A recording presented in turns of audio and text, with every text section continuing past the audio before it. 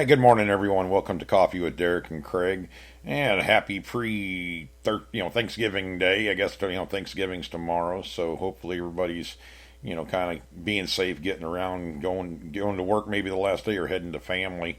Y'all be careful up north, because man, I was just telling Craig, you guys are getting hit with a swath of weather that's pretty much taking up the whole north. It's going to take up the whole northeast. It looks like pretty winter storm, typical stuff, time of year for it. But I was just telling Craig, it's like 70 degrees and 70 some odd degrees in New Orleans, and then Pensacola, Florida, the top of the state there, it's like in the 70s or close to it, and we're down here in the 50s down here in Central Florida. It didn't make any sense, but I guess it's some storm system going across. But y'all be careful traveling and stuff. Watch out for all the yahoos.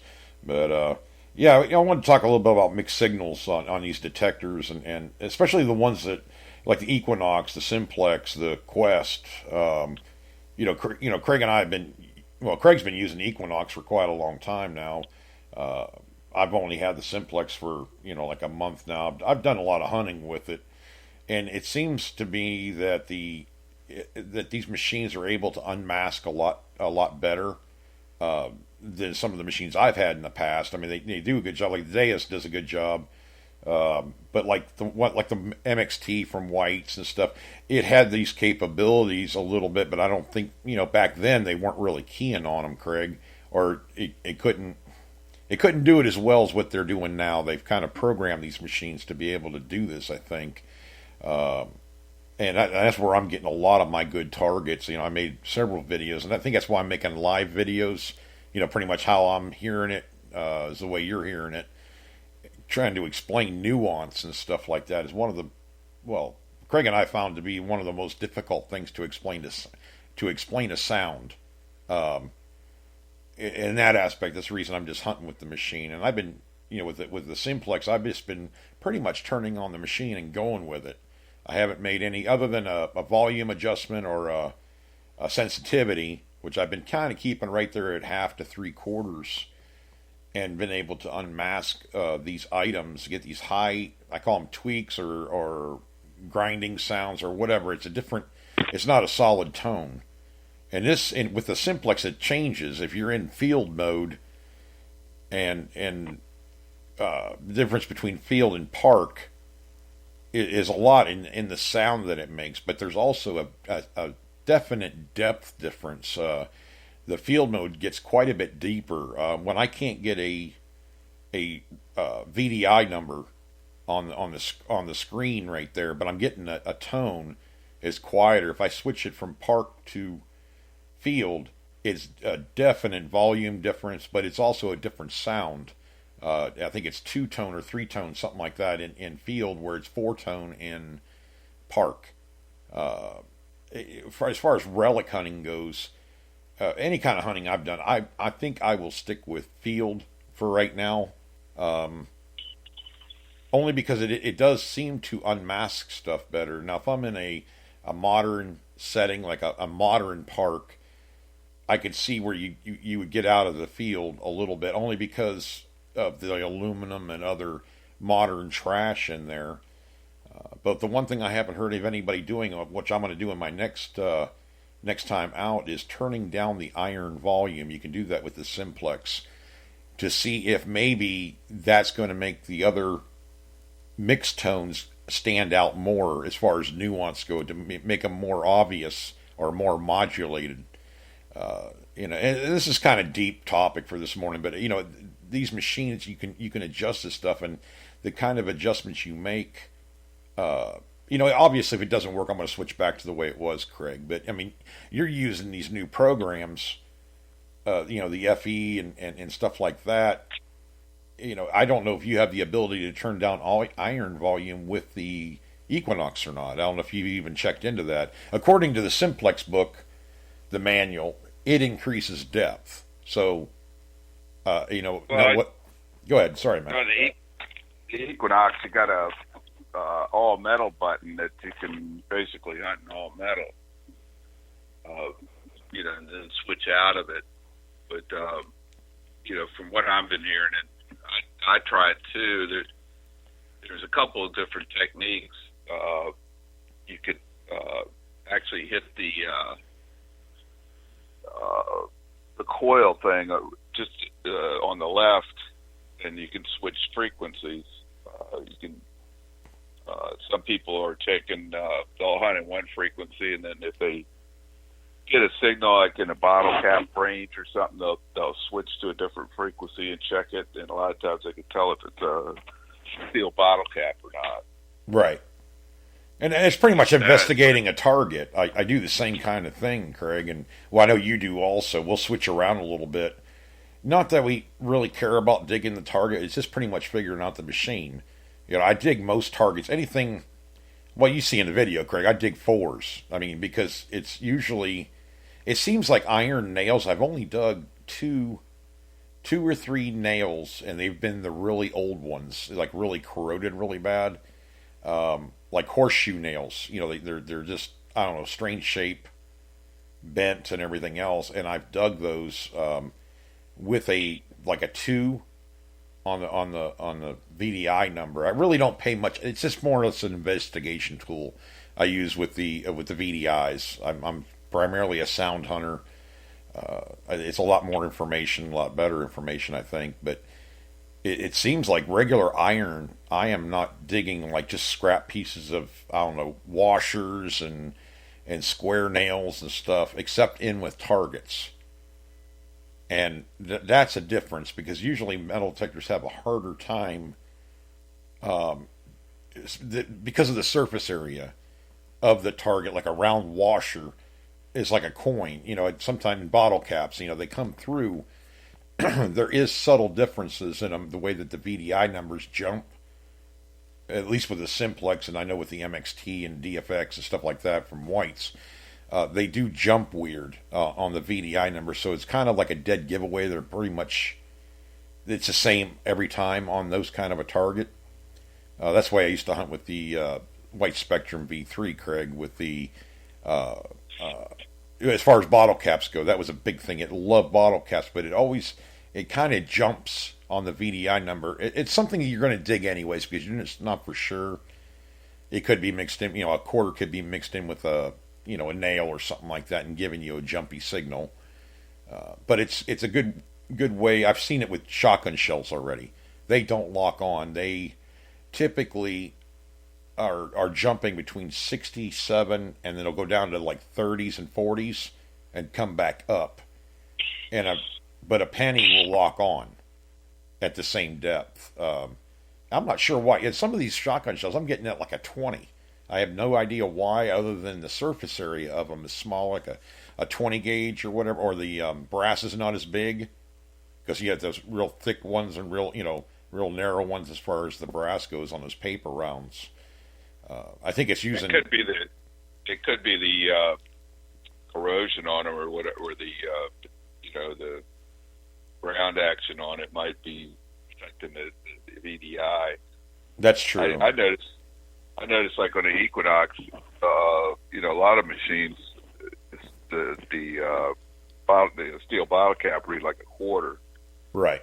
And it kind of reads like sort of like a nickel almost, but it's grindy sounding. It's staticky sounding, the signal itself, but it'll sit there and lock on to about 15.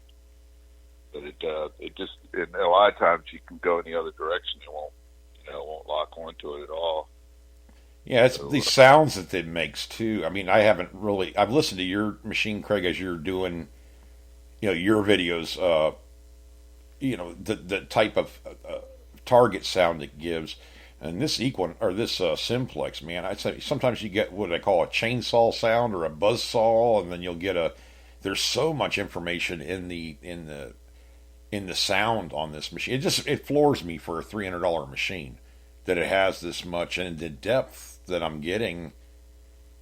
I mean, it's not a $250 or $300 machine when it comes to depth. It's like $500-600 machine at least. Now I did see a video, a comparison with the Simplex and the AT Pro, it was nice to see. And the guy was just pretty much putting stuff on the ground and showing what it'll get. And there was some stuff that the AT Pro could get better. And he was also using the stock coil. Now the AT Pro with the aftermarket coils like the 13-inch and the I think they have a 15-inch Nell coil. It makes the detector a lot better. So you can kind of change the kind of metal detector you have just by switching coils a lot of times. But I was noticing that there wasn't a whole lot of difference in the way that the Simplex went after stuff. The nickel seems to be the biggest thing, Craig, and which the Simplex I think is at 12 kilohertz, and the AT Pro is at 15, if I remember right, or 13, something like that. But they put a nickel down and then put a nail on either side of it. I mean, real pretty close to the coin, and the AT Pro was able to get a signal on it. And then they go over it with the Simplex. I'm noticing it's a subtle difference. It's not something that stands out a lot. And I probably wouldn't dig it all the time, but I've been digging targets like that because they're mixed in with iron. And now when they put a dime underneath it, or a quarter, and they could lay the nails right on top of the, like we did with the Bliss tool, and they were laying nails right on top of the dime or the quarter, and both machines were getting them. That's a really good sign for machines, because they typically can't unmask. The older VLFs have a hard time with that, but these AT Pro and the Simplex definitely got it.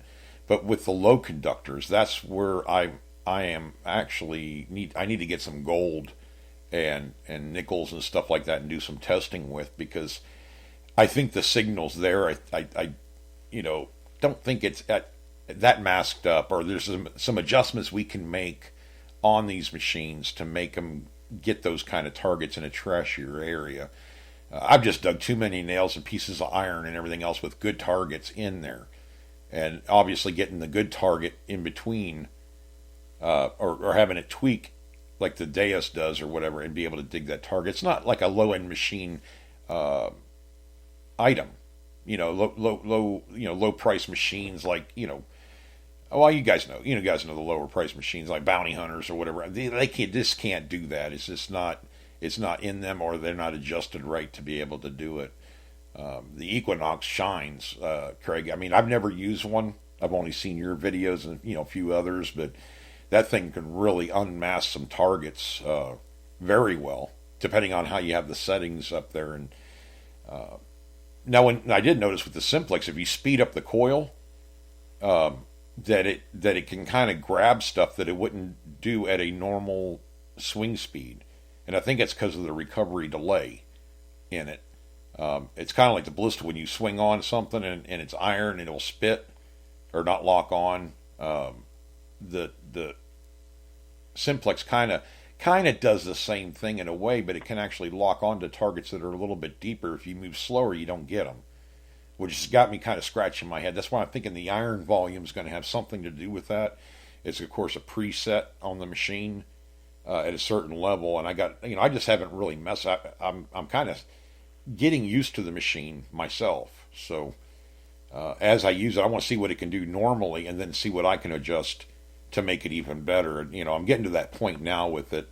I think I have about 4 or 5 more videos I got to put out, and then I'll get into more detailed settings and stuff with it. But it's definitely, it surprises the crap out of me. I just can't believe I like the machine that much. I didn't, I was kind of on the fence, that, because we talked about it on the show about whether it was going to be that good or not. But I think it has a lot of good capabilities, and it's definitely, it's light like the Equinox. But it's definitely got more, stuff on it than a $300 machine. That's for sure. If you compare them to what's on the market right now. And it works well too. It just doesn't say it. It actually, it's a noticeable difference. I mean, this is, high midline machine, I think, from what I'm seeing. Yeah. So does it have a recovery delay? I mean, a recovery thing where you can tweak the recovery? I don't know. To be honest with you, Craig, I've kind of limited myself as far as searching around on the detector itself. I don't think it does. As far as controlling the recovery delay, it may. I just, it's kind of like one of those things where I tease myself and know that I have another adjustment to make until I figure it out what it's doing to begin with. It's kind of I got into that situation with the White Spectrum V3 where I started going in and changing settings too fast that I wasn't used to what it was doing normally. So I kind of sabotaged myself on that machine at first, and it took me a little while to wrap my mind about what it was doing to begin with. You know, where I started, I had to go to factory defaults on that machine because I had changed so much. So I'm kind of limiting myself, but I think it is a fixed recovery delay on that machine. Now, when you switch between all metal and park, field, and it has a beach setting, I'm sure the recovery delay changes because it's set for those modes to be, and that may be what's going on with field and park, why I'm able to get deeper items. Yeah, field's probably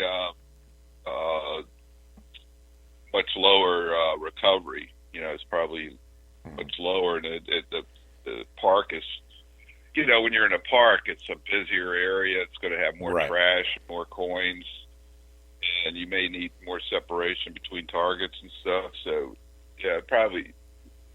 I don't know if the Vine Lab is like that or not.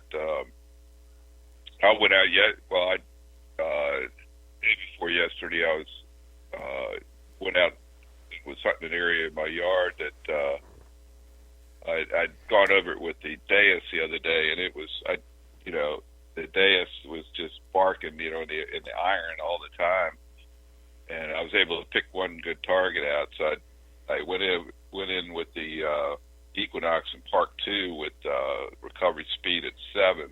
Normally I was hunting at 4 to get more depth, but I presets like 6, I think. So I bumped it up to 7 to give me a little more speed, and went up to the site up the street, and wasn't there 15 minutes. I pulled a little pale seal, I think it was, and I ended up getting a big flat button.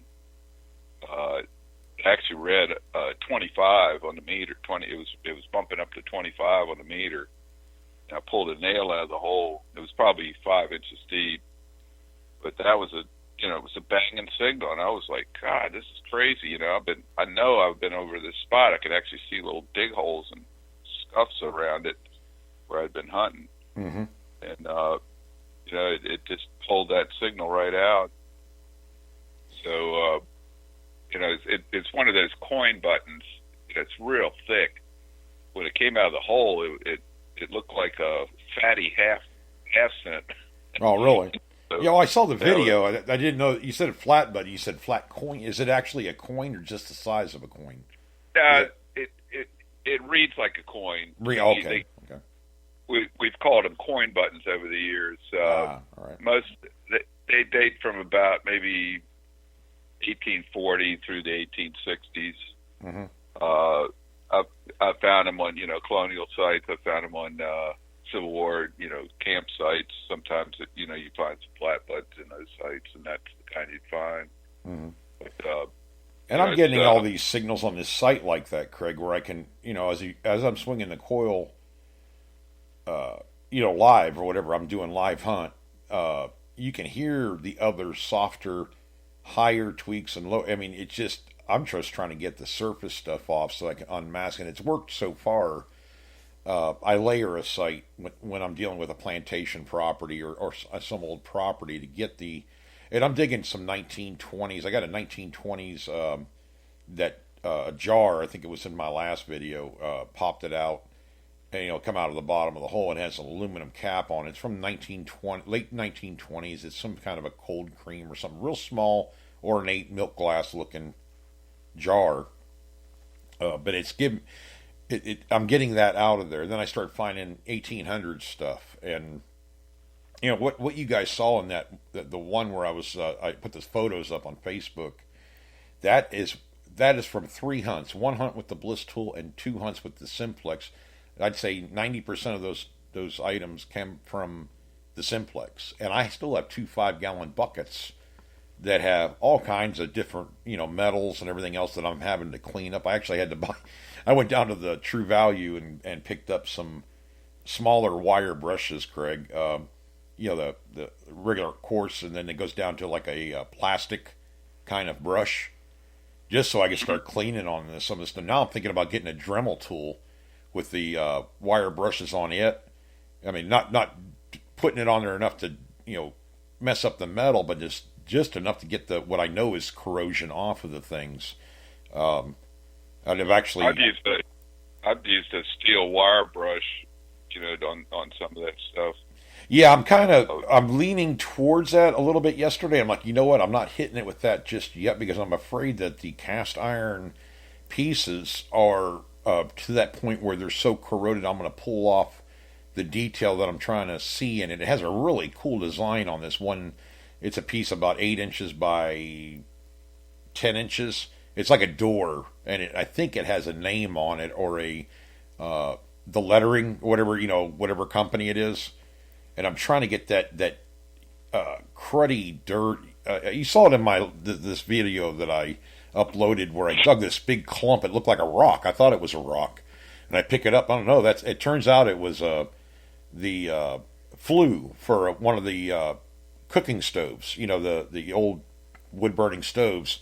The flue thing where you open it up to let the smoke go through. I can't remember what you call it, but it's all encased in this like rock hard sand packed corrosion, and that's what I'm digging. A lot of this older stuff, like the stirrup was in it, the bits. I'm trying not to damage anything, but man, that stuff is some hard stuff. I'm hitting it with a wire brush and it's barely touching it. But I know it will come off eventually. I don't know if I'm going to need to use electrolysis, but I'm afraid to do that too, because the metal is so old. Is it going to disintegrate too much? So yeah, you gotta kind of gauge it. You might even use CLR on some of the stuff. If it looks like it can take it, but will that work on iron? Have you tried that on iron, like cast iron? Yeah, it'll do work. It'll work it on it. That stuff is. Yeah, I have never really used it on iron at all. Maybe I'll just get I think they sell that in like a gallon jug or something like that. Something. Well, I don't know if it's a gallon. I got a couple quart ones. Or quart. Last time I went to Lowe's, they didn't sell it anymore. Really? For some reason, they kind of looked at me funny, like, they were saying, "Oh no, we're not doing that anymore." Some people think I guess it's corrosive or something. I don't know. Toxic. I got it last time I got it was at the dollar store right up the street. Mm. So I used to use muriatic acid, not sulfuric, but muriatic acid on some stuff. I mean iron, but that's not something that's very corrosive, and you don't want to damage an item. Years ago, I dug this 12-pound cannonball, and I had it at my tennis shop, and I was showing people, and I was taking a wire brush, brushing it, and a guy was actually a chemical salesman that I did strung rackets for, and he came in and gave me a bottle of this muriatic acid, and that stuff, it actually put a nice patina on it, and it's smooth, just like a baby's butt. it's the whole cannonball is just completely smooth. We used to use that at all. We used to use these. We had these it's silos. As near as it's 20-ton silo, but it's tilted up onto the truck, a straight truck, big semi-looking thing. That's why I used to haul for a little while there. But when they used to fill those silos up, you tilt them up, and it would be underneath the machine that loads them or whatever. We get that concrete dust all over our semis, and it was literally concrete on the paint job, and we would mix. And I'm trying to remember, disclaimer, because I can't remember if it's you go in alphabetical order when you're mixing with water. I want to say you add the acid to the bucket of water. I think it was one part for, I don't know. I can't remember the mixture. But anyways, we would mix that stuff up and then get a brush, like a long handled brush, and you could actually put that on the paint on your truck, and it would eat the concrete right off of it, but it wouldn't hurt the paint job. So we've used Murata. I just was afraid that on that cast iron, is it gonna, if that's I call it a grainy cast iron, like really old and it's starting to show like a grain to it or something, whether it would just eat it apart. And that's what I'm I guess I'll take a small piece and try one of the foot. I got a couple legs that are not very ornate. Let me try it on that first. And well, it's like on my Cannonball. That's a solid, piece, chunk of steel, yeah. So something like that. It's just like we were saying. It's a judgment call when you clean stuff. And it's part of the skills you learn when if you're a metal detectorist. Right. It's not just finding the stuff; it's actually preserving it and cleaning it. Yeah, you don't want to ruin it. Yeah, I mean, it's hard enough to find some of these artifacts, and then when you do, you want to make sure that it comes out good. And we have a lot more information nowadays with the internet than we used to have back in the 70s and 80s, 90s even. People used to. We used to use a lot of ammonia and stuff on everything, and it's like I'm totally different than I used to be. Some of the stuff I don't even put water on it. A lot of stuff I brush. I just brush with a tooth. I got a couple different gauges of toothbrushes. Different right. hardnesses, and I just sit there and it's like one of the Hibernia coins I had. I spent. God, I must have spent 2 or 3 months, and I spent hours, brushing this coin and just, lightly brushing it every day. And, I eventually got it down where I got all the it's like this flat button I found yesterday was just, it was just. Yeah, I saw that. Is this all cruded up? On it. Yeah. Well, I got it in hydrogen peroxide, and I actually have gotten it down to where there's, under that green stuff, there's actually clay on it. And on the back, I'm actually seeing letters starting to pop out on the back of it now. Well, that's cool, yeah. It's got some writing on it, but I thought it would. I could actually kind of see a line, a circle on the outside edge. But now I'm starting to see some, but it's got that same kind of clay on it. The good thing about that clay is it seems to protect the items. Yeah. Both in my yard and down the street, it's it keeps the oxygen off of them. I think is what it does. You've said that before. The oxygen is not there; it can't oxidize or whatever. It can't corrode as easily. Yeah, I got a flying eagle scent in my yard, and it had had that clay on it. I actually left some of it on because it highlighted the date and some of the edge and stuff. But the coin had you could actually see the feathers on the eagle, and right. Most of the time you can see the outline of the eagle if you're lucky, on those coins. It's that copper nickel. But I just kept brushing it with a toothbrush and didn't put anything on it. I mean, it's one of the most stunning flying eagle scents I've ever seen coming out of the ground. I've done probably, 20 of them over the years, maybe. A lot of people go, God, how come you dig so many of those, fatty Indian heads? And I said, the Union soldiers were paid in fatties and fatty flying eagle scents. Yeah. They didn't have any of the thin ones back then, and most of the fatties you find are like 1859, 1863. Those are the two dates you normally find the most of. Right. But that's just, the soldiers back then got paid in half dimes, flying eagle cents, Indian heads, 2-cent pieces, seated Liberty coins. even some gold coins.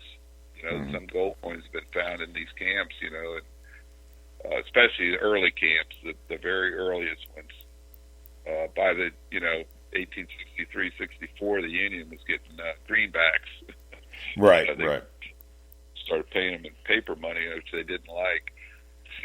It's just funny, the way that you date your sites, and well, everybody does it. I mean, we all have these sites that we go to. I've been fortunate enough to have several plantation properties, which is kind of like a encampment for a Civil War, in a way, because of the items that I'm finding. I'm just finding more civilian stuff than I am military, obviously.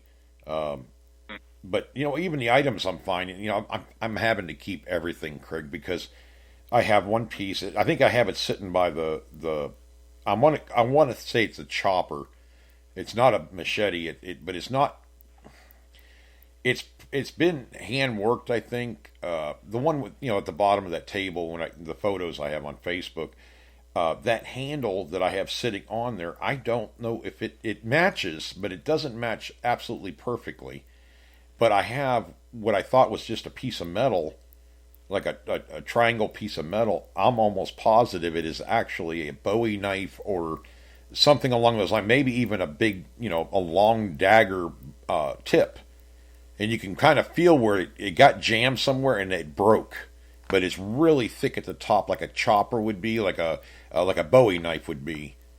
But at the other end, it's definitely been sharpened, or it was sharpened at some time. And it's only, I don't know, it's about a 3 or 4 inch long piece. But then I have that handle that's really aggressive, and it's definitely a metal. I don't know if it's cast or if it's. I haven't got that far with it yet. But I have several, and I've never found a sword or a dagger or anything. I found pocket knives, but nothing on this scale in this era. But everything's so caked up, you just can't. You can't throw it in the bucket to get rid of it. You got to clean everything because it's just you can't tell. You can't. There's designs on some of this stuff. There's dates. There's. Sometimes you don't even know what the heck it is. You just think it's a chunk, like that flue. I mean, it looks like a rock. Is that mineralized on there? I also. Well, I dig up stuff, and it comes up, and you pull it out of the dirt, and it's got like, corrosion on it and dirt and stuff. And a lot of times I bang it on something, just to knock the dirt off and maybe some of the corrosion to see what it is. But I say that in the video. I got to stop doing that because I beat on stuff too much. So I've been tapping more. That's one of my bad habits. Beat on it, bang, bang, bang, bang. So then bending it or breaking it or chipping it or whatever else. Just don't do that with anything brass. Yeah, no kidding, or copper or whatever. But yeah, we just kind of a fun show today. But probably going to wrap it up here.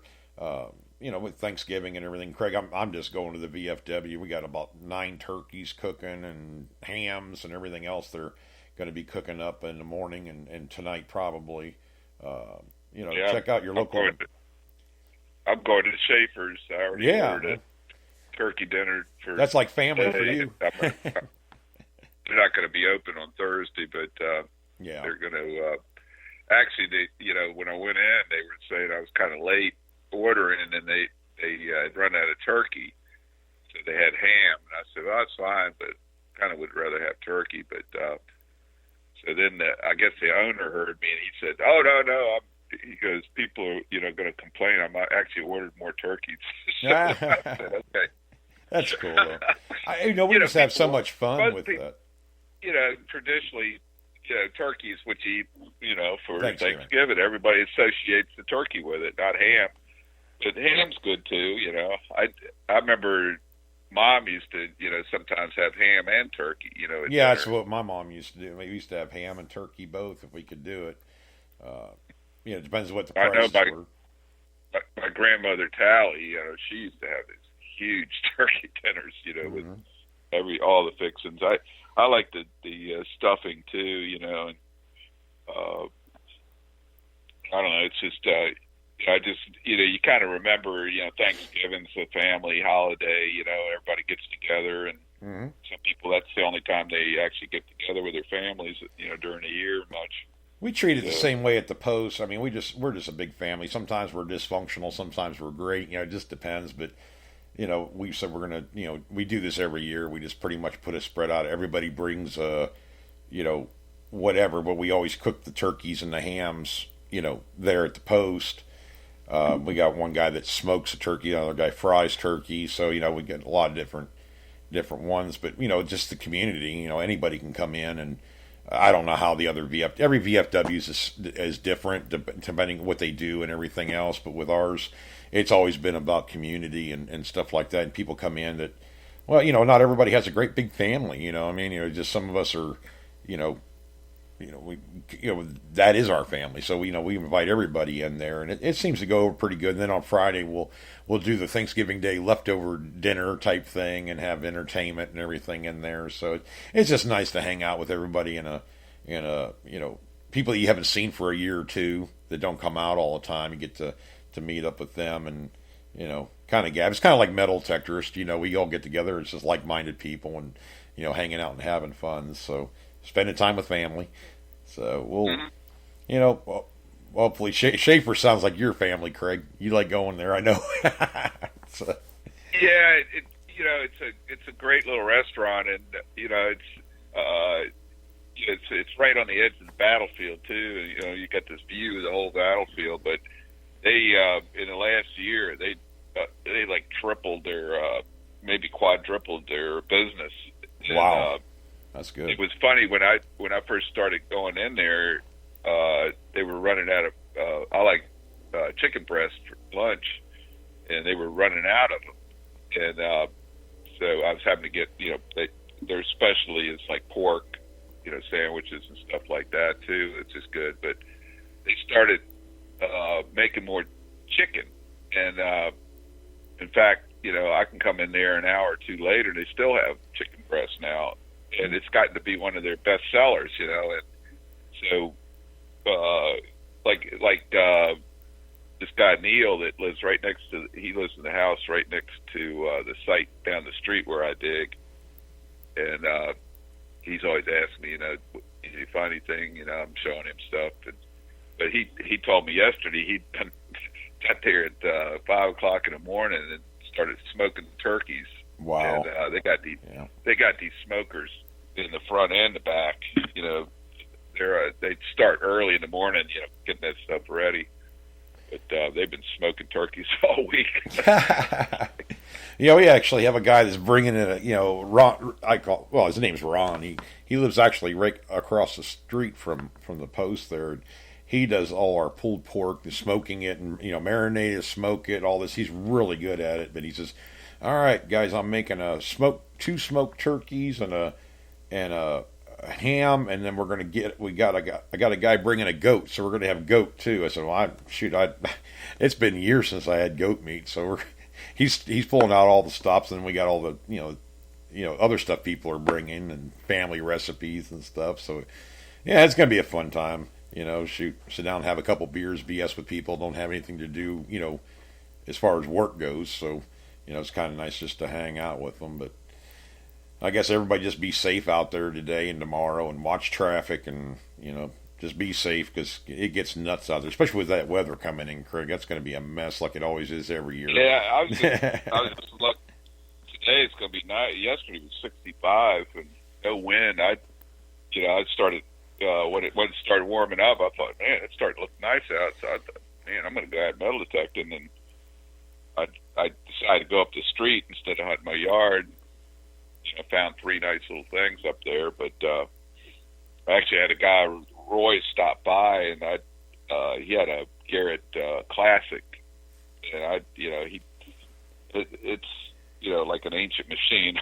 It's like, oh yeah, it's been a while. So you know, he was asking me, and he said, you know, he didn't have a lot of money to spend, and I said, you know, probably find an AT Pro for a good price, you know. And oh yeah. So he, I guess about last week he saw me at Schaefer's and actually came over and said he got an AT Pro, and I said he wanted help on it, and I said, well, you know, just Google it, and you know, probably Nugget Noggin or somebody on there will tell you how to do it. But I said it's actually, fairly easy to do, and you just, need to, go out and swing and look, start looking for stuff. So I'm going to help him out a little bit. That's the majority of what it is, Craig. People don't understand. It takes a little bit of time to get your mind wrapped around what a metal detector is doing, and you kind of giving them pointers. It's probably going to help them out a lot more. Not that you know the machine, but you know metal detectors. You know what I mean? Generally, so it'll help them out, get them on the right. Well, I was telling him, I said, this machine is probably it is the most popular machine in the world. I mean, there's no doubt about it. And I said, I see a lot of successful hunters using it, and a lot of people go, "Oh, it's a middle line machine." And I said, "Doesn't matter. All this, you watch the Stealth Diggers, you watch the Hoover Boys. They're all using, the Hoover Boys are using AT Pros with big coils, Right. Loy uses one. He uses a GPX 5000 and a AT Pro with I think he has a Tornado coil on there. And he seems to like it. I mean, it's not a bad machine at all. I mean, it does well, what it says it can do. He's the last couple videos, he's gone back to his Colonial spot that he's hit for years, and he's using a 6-inch coil on the Equinox, I believe. And there's this guy, Finding America. I think he hunts down in Tennessee, and he has all 3 coils. And he went back. He's been going back to these sites with a 6-inch coil. And it's unbelievable how much stuff he's finding. Oh yeah, it's like so. I've been thinking, I was thinking about getting the big coil, but now I'm thinking about getting the 6-inch coil. I think you'd be better off with a 6-inch coil, Craig, only because of the situation you're in, and the items aren't crazy deep. I think you can hit a coin with that 6-inch coil at least 7 inches. I would think. The non-ferrous. I don't know about that, but. From what I'm seeing, that they're using the small coil with low recovery speed to get more depth out of the coil. Okay. Is it a concentric or probably double D, isn't it? I think it's basically configured just like the other coils are. Right. Well, I didn't know if it was a concentric coil because they kind of steered away from those. Those may make a comeback. The cone shape was what I was thinking. The pattern. I've been hunting in Park 2 with the recovery speed low most of the time, but I've been going higher in these trashy areas, and I swear I've been over these areas. I didn't hear a signal, and all of a sudden I'm getting this nice repeatable signal in both directions. Right. It's like that button yesterday. I pulled 2 nails out of the hole, and I kept checking it. There's some programs on there when you run these settings, it won't work, but it seems like Park works pretty good. Field tends to be falsing a lot. Right. So there's some programs. It's good to check. If you're on a site and and you found a lot of good stuff, and it's a busy site with a lot of iron and everything, there's got to be more stuff in there. So try lowering raising the recovery speed. To pull. You might pull something out right next to a nail, or in the middle of a bunch of nails, and I was amazed at how some of this stuff is like, I got a Mercury dime a couple weeks ago that was an inch, it wasn't even a half an inch deep. And for some reason, when I went to that F2, yesterday I was running at 1, which is, it's just barely, knocking out, you can go up to 9 and knock out all the iron basically, but I was running at 1. You can go to 0 actually on that particular program, but I was accepting almost all the iron. But when I was hunting the site, I wasn't really hearing the iron much.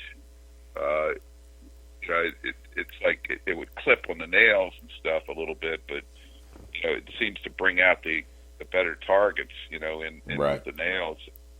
Well, that's why I'm just kind of going through with Field and Park. I'd get a signal and I'd go over it, and then I'd switch to field to show the difference in it. And there's a definite difference. Not that one was better than the other. It just give you a different. It unmasked it more sometimes, or definitely with depth. When I wasn't getting any. I've seen some of these British guys and they're hunting and they get kind of a scratchy signal in park, and then they switch to field, and it's trying. It locks pops. in. It's like the signal just pops out of the ground. Well, they notice the modulation level too. The modulation of a good target is a lot better in field than it is in the park. The park can be like as the items get deeper, they get to be flatter sounding. If you're in field, the modulation is there. Boom, boom. No matter how deep it is, it seems like it has a definite different sound to it. It's just like hunting a park is usually busy as hell. Yeah, it's got all kinds of junk and aluminum and stuff. So you probably don't want to go for depth as much as you want separation. Separation, right? That's probably what that's doing. And in the field, in a wide open field, you want everything. There could be you want depth, because they're always like churning the dirt over and stuff, and digging the place up. So you're not going to have like a busy site where it's a house site where there's nails all over the place. Right. You'll have like iron farm implements that are broken and stuff like that. Or you're in England, you definitely probably run into some medieval iron and stuff. But I'm sure they do. It's not going to be like nails on a house site unless there's a house site, on that area. So you don't have to worry about the iron so much, and you can go for depth. But I don't know. This Equinox is really, fun because I've been able to do so much with it. And the new programs, I don't know what those iron bias, they've really made this machine just I'm popping signals left and right out of the ground. It's just amazing. Yeah, that blows my mind is what you're digging. That wreath that blew my mind. That wreath did, because it's something like, oh my God, it's a big piece of metal and this and that in the hole, and you still were able to get that signal through all that iron and everything. It's like, what the F? That was crazy.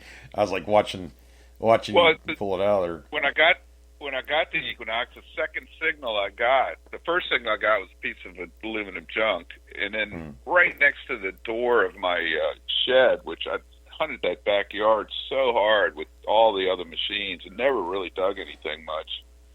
And the Deus, it dug a few things, but and I got one silver dime with the Bliss tool, but it was amazing how many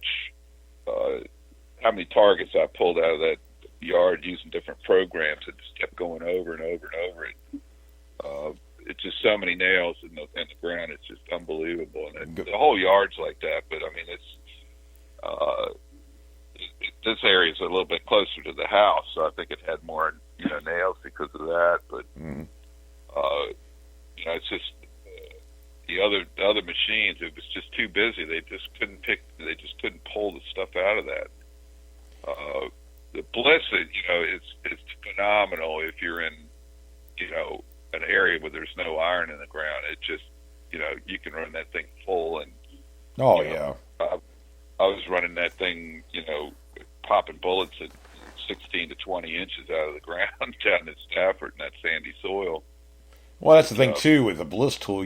With any other metal detector, you're always trying to bump up the sensitivity. With the Bliss tool, you got to back it down because this thing is it's a beast. That's why we call it a beast, because it, I can put stuff in the ground, plant stuff, for a test or whatever, and my God, 31 inch. I was doing that with the V3s, a 31 inch silver dollar. Just crazy depth. I mean, there's nothing out there that can. Oh, GPX could. I mean, a pulse induction could, but I mean, you're not going to hit that with most of these other detectors that I've ever owned, anyways. But it's just incredible. You have to back down the power because it's so much power that it will, it will just start falsing and stuff. It just the ground can't handle it. a couple of the guys were, talking to me, emailing me about that. I said, I'm looking at their settings, and one guy is running a 3 or 4 on his discrimination depth. Well, heck yeah, you're going to have a lot. I mean, there's a lot of iron in the ground a lot of times, and he's getting all these rogue beeps, and you got to turn this stuff. You got to restrict it some because it is a wide open machine sometimes. So, yeah, we're about out of time, Craig. I guess we'll take this up again on Friday after Thanksgiving, and of course our Saturday night show at 8 p.m. on Saturday night, Eastern time, of course. Be sure to like and follow the show. Tell a friend about the show. Or all the shows on Spreaker. If you're into metal detecting or thinking about metal detecting or getting into it, there's plenty of shows to listen to. We all have different formats and stuff, but it's all about this hobby and finding some treasure. So we'll talk to you on Friday, guys. You have a good day, good Thanksgiving, and we'll talk to you later.